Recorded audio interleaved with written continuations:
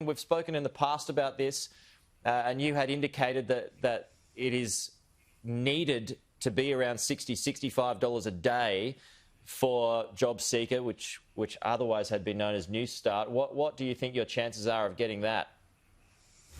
Well, look, the party room decision today does affect millions of people, Peter. The government holds the lives of people on the lowest incomes in their hands this morning, and there's no question that people with a disability, single parents, students, people who have just become unemployed and people who have been locked out of paid work, struggling for a long time, are all hanging on the edge of their seat about what the future will be for them. So I can't overstate how significant the party room decision is this morning.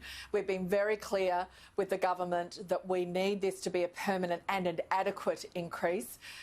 We've said it needs to be at least absolute minimum increase to $65 per day. Right now, it's only $51 a day, and from the front line it is very clear people are already coming back in for food parcels. People are distressed about whether they're going to be able to continue to afford their rent.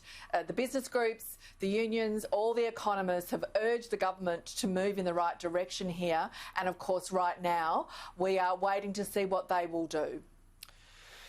There is, yeah, and we are too.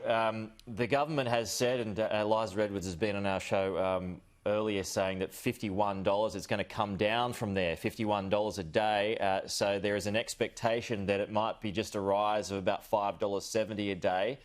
What would you make of that if that were to be the case? So that would take it up to about $45, $46 a day.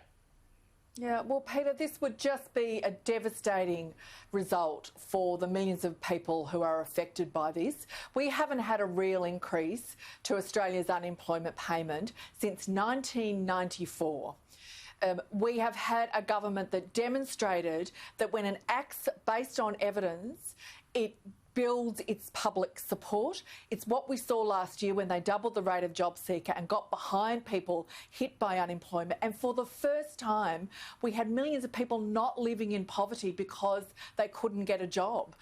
We had people who could finally, with confidence, go into a supermarket and buy fresh fruit and vegetables and know that they could feed themselves 3 times a day. Already at just $51 a day, that is not again the reality for people. If we see a further cut this morning out of the party room decision, what we will be seeing is a government that has not listened, that is not acting with human dignity, about human dignity and decency. The reality is that if you are plunged into financial destitution, which is what's being debated this morning, you are further behind in your efforts to try and get paid work. That's why the business groups have also urged for this to be fixed. Look, Ken Henry, over a decade ago, Peter, recommended that the increase needed to be at least $50 per week.